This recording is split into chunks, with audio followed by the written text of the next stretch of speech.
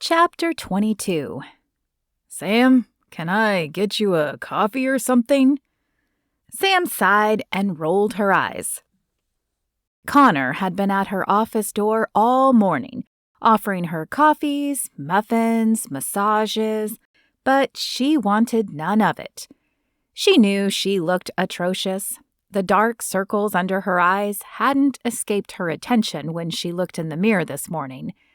But she also hadn't slept much. She'd tossed and turned most of the night as she thought about where she saw her life going now. "I'm fine, Connor. Just let me finish my work, all right?" "I can't." He walked over to one of the chairs in the room. His hands splayed across the back and he opened his mouth to speak. Then he closed it, sighed, and shifted his weight. Something was definitely on his mind. "What is it, Connor?" Sam had no patience for whatever game he was playing. "I need to tell you something, but I don't want you to get mad." "Then now is probably not the best time." Her eyes returned to the paper in hopes he would get the hint and leave. But he didn't. "I made a mistake." "Seems to be a trend lately." "No, look." He tapped the back of the chair and sighed again. "Will you just come with me for a second?" Sam rolled her eyes again and dropped the paper. She had no desire to go with him, but he clearly wasn't going to leave and let her work until she did. "Fine, what is it?" He led the way to his office and closed the door once the two of them were inside. "Just watch, please." Connor picked up a remote and turned on the TV that hung on his wall. A talk show filled the screen.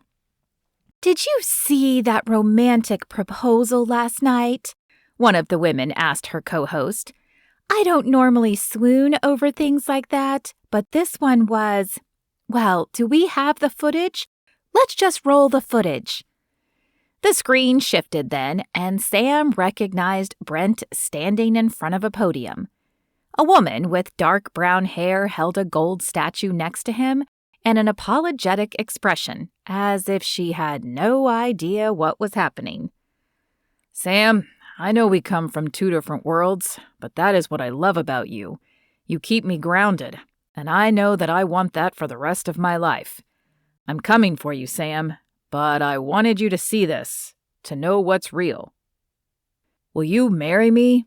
He held out a box, and the camera zoomed in on a beautiful diamond ring. Confusion flooded Sam, and she looked to Connor.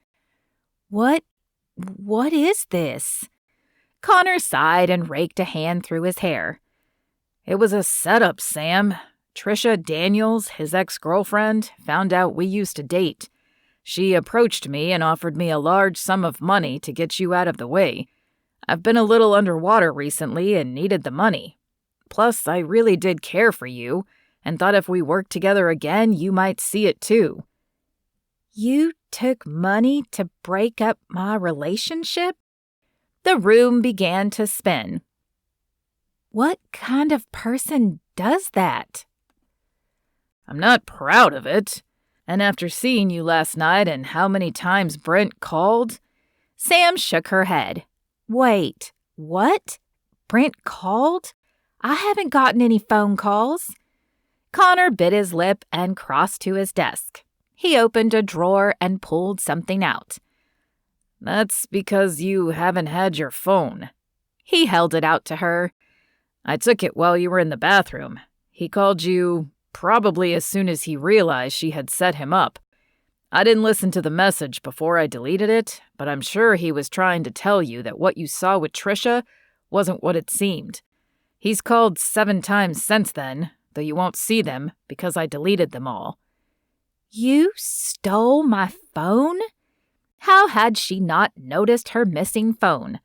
More importantly, who was this man in front of her?